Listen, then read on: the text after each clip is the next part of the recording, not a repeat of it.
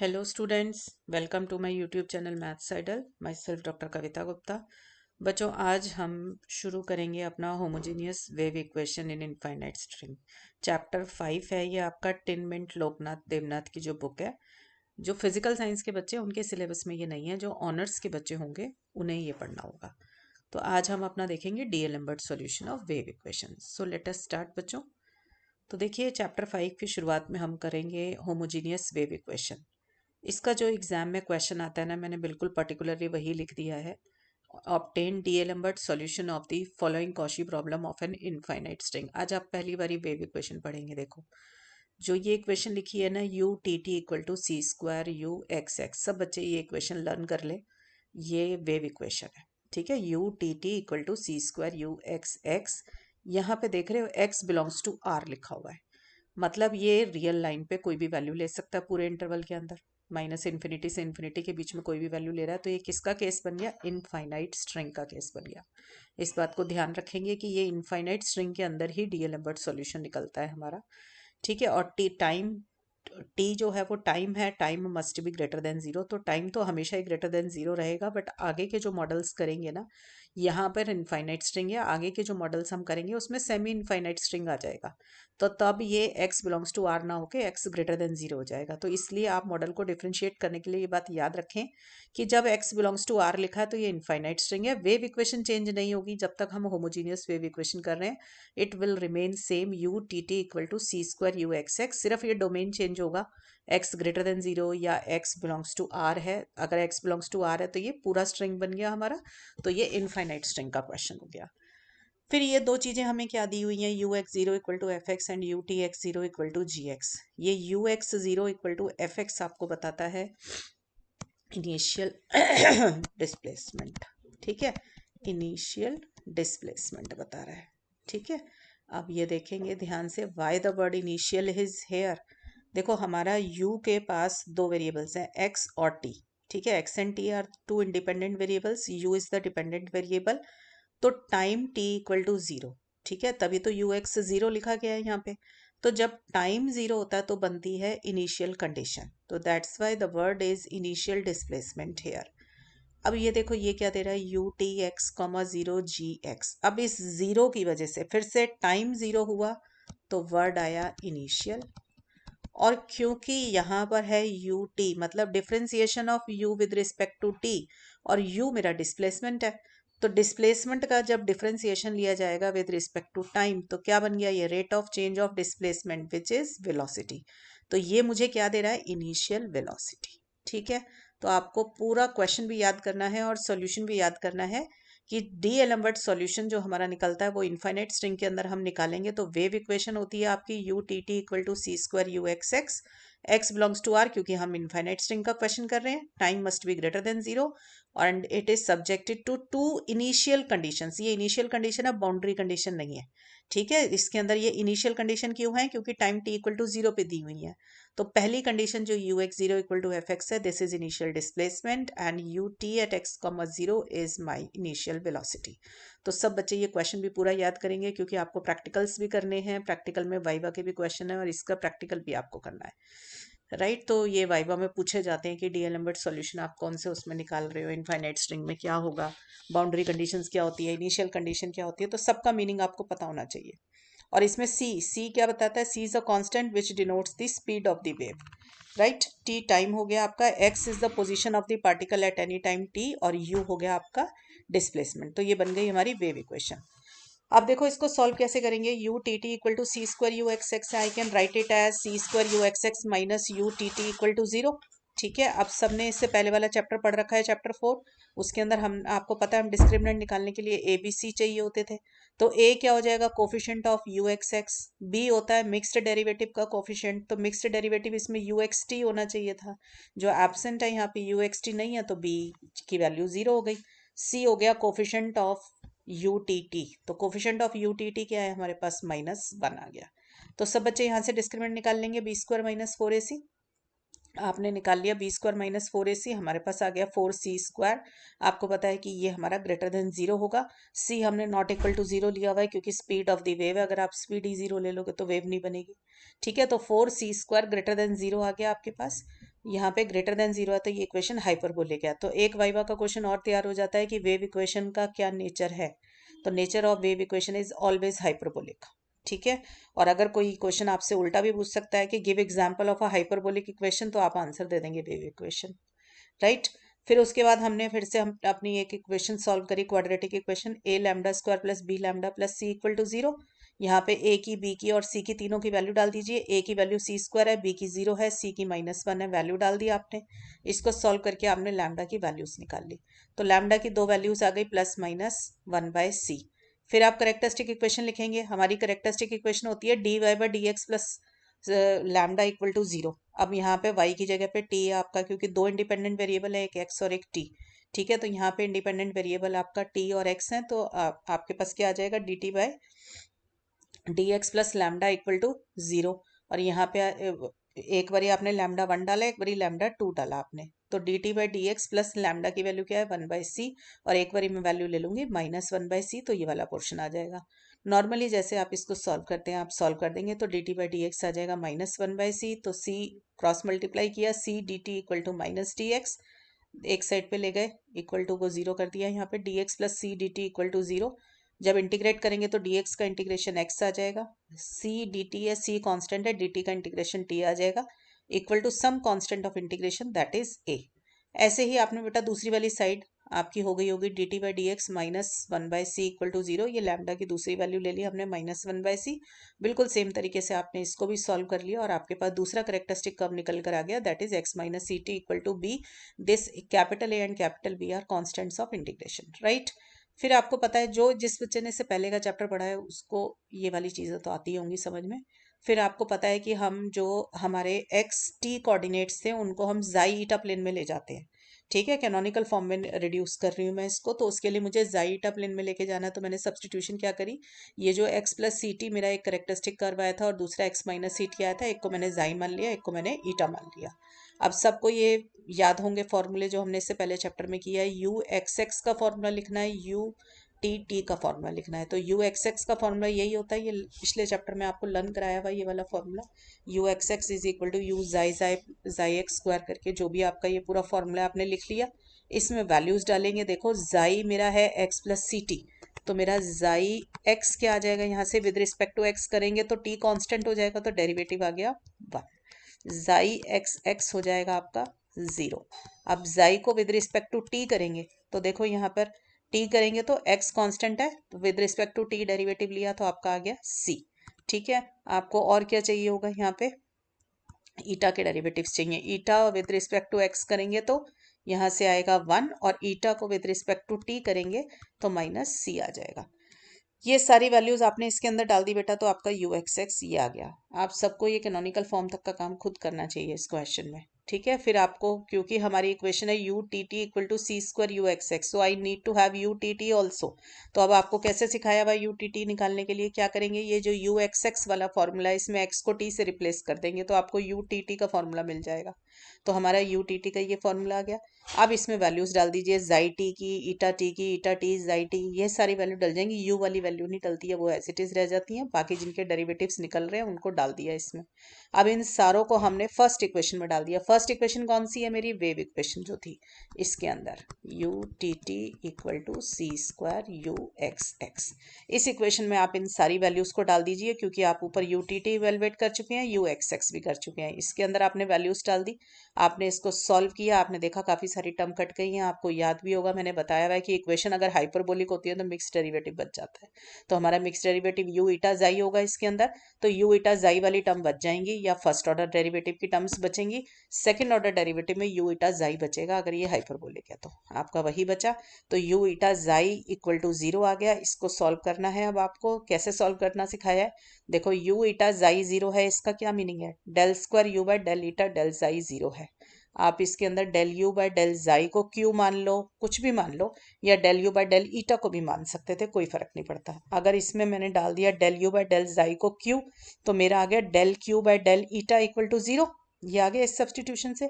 अब इससे क्यू अगर निकालना है तो क्या करेंगे, इंटीग्रेट करेंगे दोनों साइड्स पे। दोनों साइड पे आपने इंटीग्रेट कर लिया तो डेल क्यू का इंटीग्रेशन क्यू आ गया, और ये तो आपका 0 हो गया यहाँ पे। क्योंकि मैंने इंटीग्रेशन किसके रिस्पेक्ट में किया है, इधर देखो del q by del eta है, विद रिस्पेक्ट टू ईटा अगर आप करेंगे तो जाई को कांस्टेंट मान लेंगे, तो कांस्टेंट ऑफ इंटीग्रेशन मेरा जाई की टर्म्स में आना चाहिए, तो मैंने मान लिया एफ जाई। बट क्यू तो मैंने खुद डाला था ना, मेरी सब्सटीट्यूशन है, क्यू का क्या फॉर्मूला था, डेल यू बाय डेल जाई, तो क्यू को फिर से रिप्लेस कर दिया डेल यू बाय डेल जाई से। अब आप क्या करेंगे, u निकालना है आपको, तो फिर से इंटीग्रेट करेंगे, तो u क्या हो जाएगा, इंटीग्रेशन ऑफ दिस एफ जाई विद रिस्पेक्ट टू जाई। अब एफ जाई कोई भी एक आर्बिट्ररी फंक्शन था हमारे पास जाई का, तो एफ जाई का इंटीग्रेशन मैंने सपोज कर लो फाई जाई ले लिया, ठीक है। अब ये तो एफ जाई का इंटीग्रेशन आ गया फाई जाई, बट क्योंकि मैंने इंटीग्रेट किया और इंडेफिनेट इंटीग्रल सॉल्व किया तो आपके पास कांस्टेंट ऑफ इंटीग्रेशन आना था। आपको सिखा रखा है कि अगर विद रिस्पेक्ट टू जाई करोगे तो कांस्टेंट ऑफ इंटीग्रेशन ईटा का होगा, विद रिस्पेक्ट टू ईटा करोगे तो कांस्टेंट ऑफ इंटीग्रेशन जाई का होगा। तो ये आ गया मेरा इस वाले स्टेप का कांस्टेंट ऑफ इंटीग्रेशन, जिसको मैंने फंक्शन की फॉर्म में ले लिया ईटा का, तो फाई साई ऑफ ईटा आ गया, तो मेरा यू का सॉल्यूशन आ गया फाई जाई प्लस साई ईटा। ये सब चीजें भी आपने इससे पहले के चैप्टर्स में की हुई है। अब मेरा जाई और ईटा की जो वैल्यू मैंने ऊपर ले रखी थी स्टार्टिंग में, मैंने वो डाल दी, जाई की थी एक्स प्लस सी टी, ईटा की थी एक्स माइनस सी टी, ठीक है। तो यहां तक तो मेरा कैनोनिकल फॉर्म रिड्यूस होकर सॉल्यूशन निकला है, ठीक है। अब मेरे को नया काम इस चैप्टर में क्या करना है, इसके अंदर यहाँ तक तो हम पिछले चैप्टर में भी करते हुए आए हैं, अब हमारे को क्या करना है, इसमें इनिशियल कंडीशन डालनी है। मेरी इनिशियल कंडीशन क्या है, पहली वाली जो हमें दे रखी थी इनिशियल वेलोसिटी इनिशियल डिस्प्लेसमेंट की, that is u x zero equal to f x. इसका मतलब एक्स की वैल्यू तो एक्स रहेगी, टी की वैल्यू जीरो हो जाएगी और यू की वैल्यू एफ एक्स हो जाएगी। तो ये जो मेरी इक्वेशन आई हुई है ऊपर टू, इक्वेशन नंबर टू, इसमें आप u को एफ एक्स डाल दो, x को x ही रहने दो और t को जीरो डाल दो, तो u की जगह आ गया एफ एक्स, t की जगह आ गया जीरो तो ये बन गया फाई एक्स, इधर भी t की जगह जीरो आ गया तो ये बन गया साई एक्स, तो मेरा phi x plus psi x आ गया एफ एक्स। अब क्या करना है मुझे, क्योंकि मेरे को नेक्स्ट इक्वेशन दी हुई है u t at x comma zero is my g x, तो मेरे को पहले u का differentiation with respect to t चाहिए। तो मेरा जो ये सेकंड इक्वेशन में u आया हुआ है ना, I will differentiate this equation partially with respect to t on both sides, तो ये बन गया u का differentiation u t, phi of x plus c t का डिफरेंशिएशन बन गया फाई डैश, और फिर क्योंकि ये सी टी है यहाँ पर और मैं विद रिस्पेक्ट टू टी कर रही हूँ, तो सी टी से मुझे मिल जाएगा सी, तो मेरा आ गया c phi dash x plus c t. अब इधर आ जाओ, साई का डिफरेंशिएशन हो जाएगा साई डैश, तो ये तो आ गया psi dash x minus c t, और अंदर एक्स माइनस सी टी का differentiation with respect to t करूंगी तो क्या आ जाएगा, माइनस सी आ जाएगा। Partially differentiate with respect to t है तो एक्स आपका कांस्टेंट है। ये आ गया यहाँ तक। अब यहाँ पर मुझे क्या सब्सटीट्यूट करना है, u t x comma zero is g x, तो अब क्या करेंगे, इस वाली इक्वेशन के अंदर यू टी की जगह तो लिख देंगे जी एक्स, एक्स की जगह एक्स ही रहने देंगे और टी की जगह डाल देंगे जीरो, तो यू टी की जगह तो आ गया जी एक्स और टी की जगह पे आ गया जीरो, तो ये बन गया c phi dash x minus सी साई डैश एक्स। ठीक है बेटा, यहाँ तक सबको समझ आया। अब हमें क्या करना है, यहाँ से phi x minus psi x निकालना है, तो पहले मैंने इस सी को नीचे उतार लिया, तो मेरे पास आ गया phi dash x minus psi dash x equal to one by c g x. अब मुझे ये डैश हटाना है, डैश क्या चीज़ है, डेरिवेटिव, डेरिवेटिव को हटाना हो तो क्या करेंगे, एंटी डेरिवेटिव, एंटी डेरिवेटिव मतलब इंटीग्रेशन। तो अब इस वाली इक्वेशन को हम, जहाँ पे मेरी पेंसिल है, इसको इंटीग्रेट कर दीजिए दोनों साइड पे। तो जब मैंने इसको इंटीग्रेट किया दोनों साइड पे, तो phi dash x minus psi dash x का तो बन गया phi x minus psi x, और ये वाली जो साइड होगी वन बाय सी से जी एक्स जो है, ये मैंने इंटीग्रेट कर दी है। ठीक है, तो इंटीग्रेट करते समय मैंने, क्योंकि मेरा इनफाइनाइट स्ट्रिंग है, ठीक है, तो माइनस इन्फिनिटी से इन्फिनिटी है, तो मैंने मान लिया कि कोई भी बीच की रेंज मैंने ले ली एक्स नॉट से एक्स के अंदर, ये कोई भी वैल्यू ले सकता है, एक्स यहाँ पे माइनस इन्फिनिटी से इन्फिनिटी तक। तो मेरा ये इंटीग्रेट हो जाएगा एक्स नॉट से एक्स के बीच में, और ये मैंने कर दिया जी टाउ टी टाउ, क्योंकि आपको पता है डेफिनेट इंटीग्रल की फर्स्ट प्रॉपर्टी है कि वेरिएबल चेंज कर दोगे तो भी कोई फर्क नहीं पड़ता आपके पास, तो मैंने इसको चेंज भी इसलिए किया क्योंकि मेरी लिमिट के अंदर एक्स आ रहा था, तो इससे इंटीग्रेट करते समय हमें प्रॉब्लम ना हो। ठीक है, तो one by c g tau t tau आ गया, और ये आ गया आपके पास कांस्टेंट ऑफ इंटीग्रेशन यहाँ पे, ठीक है, प्लस के आ गया। अब हम इसके अंदर वैल्यूज डालेंगे, सॉरी, अब मेरे पास five x minus psi x third fourth equation में आ गया, और थर्ड इक्वेशन जो मेरी ऊपर निकली थी पहली वाली इनिशियल कंडीशन डालने से, वो थी five x plus psi x, तो five x plus psi x वाली थी, और ये आ गई five x minus psi x, तो मैंने दोनों इक्वेशन ऐड कर दी।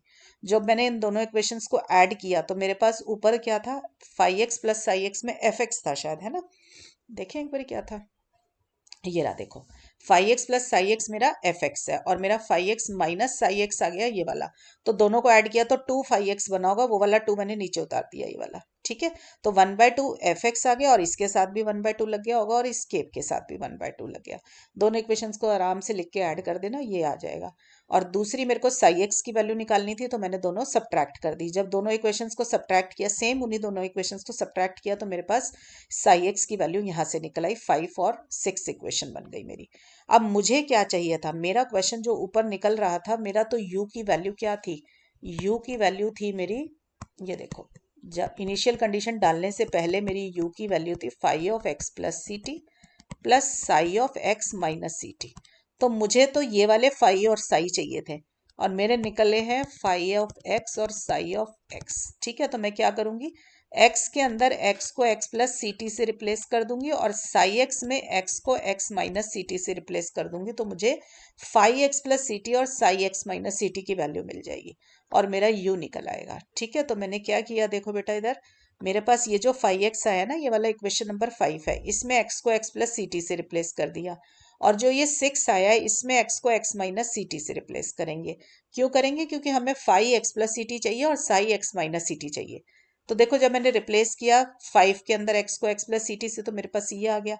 और रिप्लेस किया x को by x minus c t in equation number 6, तो मेरे पास ये आ गया। अब ये दोनों वैल्यूज जो मेरे पास निकल कर आई हैं 7 और ये 8th नंबर इक्वेशन होगी, इन दोनों वैल्यूज को मेरी जो ऊपर सेकंड इक्वेशन थी u is equal to phi of x plus c t और psi of x minus c t, उसमें मैंने वैल्यू डाल दी। जब मैंने ये दोनों वैल्यूज डाली तो मेरा ये आ जाएगा 1/2 f of x plus c t. ये देखो इधर कहाँ से आया है, ये वाली term f of x plus c t जहाँ पेंसिल है, और ये वाली देखो 1/2 f of x minus c t, ये दोनों आ गई। और ये कैसे, देखो प्लस k/2 और माइनस k/2 आपस में कैंसिल हो गए।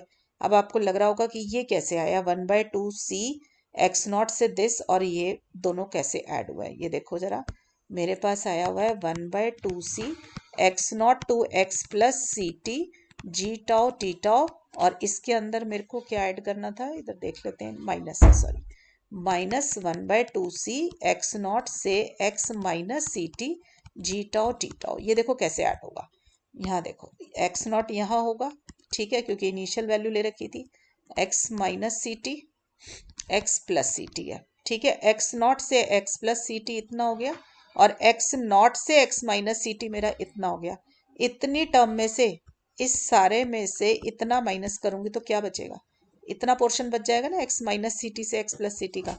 तो ये दोनों इंटीग्रल मेरे सॉल्व होके मुझे क्या देंगे, एक्स माइनस सी टी से एक्स प्लस सी टी तक का एरिया दे देंगे। ठीक है, तो यहाँ से ये दोनों इंटीग्रल ऐड हो जाएंगे आपके। तो मेरे पास आ गया x माइनस सी टी से x प्लस सी टी तक का, मैंने करके भी दिखा रखा है यहाँ पे। तो ये जो सॉल्यूशन मेरा निकल कर आया ना बेटा, इसको बोलते हैं D'Alembert solution of wave equation. तो ये आपका इनफाइनाइट स्ट्रिंग के अंदर निकला है आपका डीएलेम्बर्ट सॉल्यूशन। इस सॉल्यूशन को याद भी करना है, सब बच्चे इस सॉल्यूशन को जरूर लर्न करें, क्योंकि ये आगे क्वेश्चंस में भी, सॉरी, क्वेश्चंस में भी आगे यूज होने वाला है हमारे पास। एक सेकेंड, क्वेश्चंस में भी ये यूज होने वाला है हमारे पास। तो ये सॉल्यूशन सबको बहुत अच्छे से लर्न हो जाना चाहिए कि u x t is equal to 1/2 f of x plus c t, और ये f of x minus c t, और 1/2 सी इंटीग्रेशन लेंगे एक्स माइनस सी टी से x plus c t g tau t tau. अब ये भी पता होना चाहिए क्वेश्चन के अंदर कि जी टाउ क्या होता है। जी क्या है आपके पास, इनिशियल वेलोसिटी, और एफ क्या था, इनिशियल डिस्प्लेसमेंट। ये क्वेश्चन में एफ और जी गिवन होंगे तो इसमें वैल्यू डाल दोगे आप, सॉल्यूशन आ जाएगा आपके पास।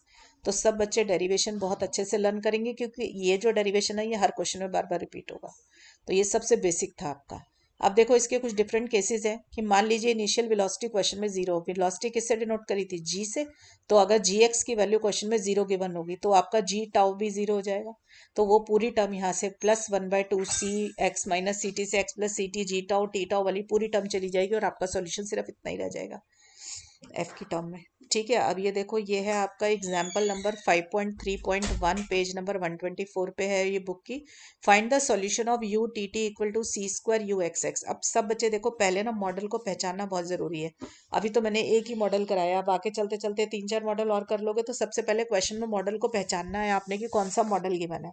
तो ये देखो आपको क्या गिवन है, u T t equal to c square u x x. ये देखते ही आपको पता चलना चाहिए ये होमोजीनियस वेव इक्वेशन है। टी ग्रेटर देन जीरो हमेशा ही होगा, यहाँ देखो लिखा है x बिलोंग्स टू r, अगर x बिलोंग्स टू r लिखा है तो ये इनफाइनाइट स्ट्रिंग का क्वेश्चन है। इनफाइनाइट स्ट्रिंग में हमेशा आपका डी एलम्बर्ट सॉल्यूशन वाला ही केस होगा। अब यहाँ पे भी देख लो, u x zero sine x है, तो ये t इक्वल टू जीरो है तो इनिशियल है, और u दे रखा है तो डिस्प्लेसमेंट है, तो ये इनिशियल डिस्प्लेसमेंट दे रखी है साइन एक्स, यानी कि ये मेरा एफ एक्स है साइन एक्स। और इधर देखो u t x comma zero दे रखा है आपको कॉस एक्स। यू टी क्या होता है आपका इनिशियल वेलोसिटी है, तो वेलोसिटी आपको जी एक्स से डिनोट करते हो, तो जी एक्स की वैल्यू क्या आ गई, कॉस एक्स आ गई। तो जो क्वेश्चन आपने ऊपर किया उसमें अगर मैं एफ एक्स को साइन एक्स ले लूँ और जी एक्स को कॉस एक्स ले लूँ तो ये वही वाला क्वेश्चन बन जाएगा। ठीक है, तो एफ एक्स हो गया साइन एक्स और जी एक्स हो गया आपका कॉस एक्स। तो मेरा ऊपर सॉल्यूशन क्या निकला था, ये सॉल्यूशन था वेव इक्वेशन का डी एलम्बर्ट सॉल्यूशन, जो मैं आपको कह रही हूँ लर्न करें। एग्जाम में अगर क्वेश्चन आएगा तो या तो आप पहले पूरा डेरिवेशन करेंगे, यहाँ तक लेकर आएंगे और फिर एफ एक्स और जी एक्स की वैल्यू डालेंगे, या फिर क्वेश्चन में स्टार्टिंग में जहां जहां आपने एफ एक्स लिखा था वहां साइन एक्स और जी एक्स की जगह कॉस एक्स लिखते चलेंगे। ठीक है, मैं इंडिपेंडेंटली क्वेश्चन भी करा दूंगी आपको। तो f of x plus c t क्या होगा, इधर देखो एक्स की जगह एक्स प्लस सी टी डालूंगी तो क्या आएगा, sine of x plus c t. X minus c t डालूंगी तो क्या आ जाएगा, sine of x minus c t. अब g tau t tau, g x है आपका कॉस एक्स, तो जी टाउ हो गया कॉस टाउ। ठीक है, तो हमने कॉस टाउ डाल दिया, और टी की वैल्यू यहाँ पे टी ही दे रखा है, सी की सी ही है, कोई चेंज नहीं किया हुआ। अब आपको इसको नॉर्मली सॉल्व करना है। ये इसमें मैंने साइन ए प्लस साइन बी का फॉर्मूला लगा दिया, कॉस का इंटीग्रेशन साइन ले लिया, तो साइन के इंटीग्रेशन में हमने ये अपर लिमिट और लोअर लिमिट डाल दी है। तो f b minus f a वाले फॉर्मूले से डेफिनेट इंटीग्रल को जैसे सॉल्व करना करते हैं वैसे कर लेना, जितना मैक्सिमम सॉल्व कर सके। ये आपका आंसर होगा। ये आपकी बुक का ही एग्जाम्पल था, एक्सरसाइज के भी बहुत सारे क्वेश्चंस हैं इसके ऊपर, तो आप वो भी कर सकते हैं। ठीक है, तो नेक्स्ट क्लास में मिलते हैं। नेक्स्ट क्लास में आपको ये वाला सेक्शन 5.4 का ए पार्ट सेमी इनफाइनाइट स्ट्रिंग का क्वेश्चन कराऊंगी। ठीक है, तो ये लेक्चर यहीं पे वाइंड अप करते हैं, नेक्स्ट क्लास में मिलते हैं बच्चों। टिल देन पढ़ाई करते रहें, ऑल द बेस्ट।